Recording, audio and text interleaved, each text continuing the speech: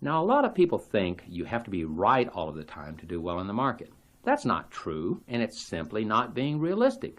You're going to make many mistakes. The smartest professionals do. The secret to making money is to lose the least amount of money possible when you're wrong. I like to limit all of my losses to 7 or 8%. For example, if I buy a stock at 50 and it drops 7% below my cost to a price of 46.5, I'll sell it to cut short my loss.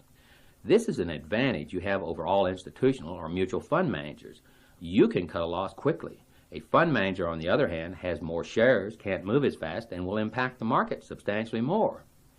If you're a new investor, you might start by cutting your losses at 10%, but as you gain in skill, you'll probably tighten your parameters.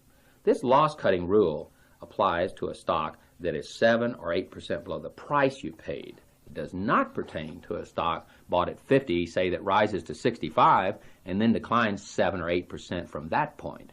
At 65, you have a nice profit cushion and you can afford to give your stock more leeway for normal fluctuations and price consolidations.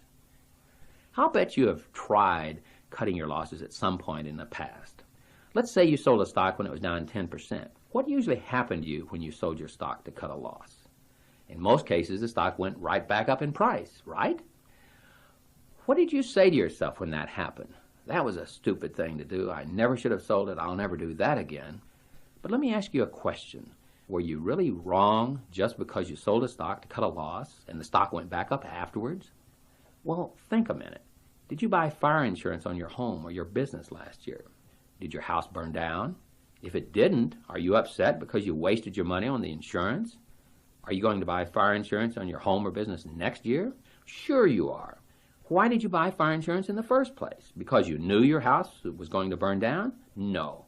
You bought insurance to protect yourself against the remote chance that you might suffer a severe loss. That's exactly what you're doing when you cut short all of your losses. You're taking out little insurance policies to protect yourself against the possibility that you could suffer a devastating loss.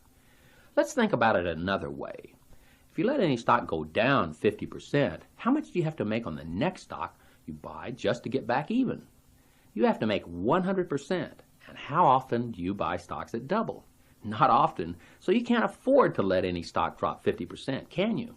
Every 50% loss began as a 10% loss, so catch your mistakes early. Some people go to great lengths to rationalize away their mistakes. It's a good stock. I'm still getting my dividends. Well, what's a 3% dividend if the stock's down 25% from your cost? It's a big, fat 22% loss, isn't it? There are two other common sense reasons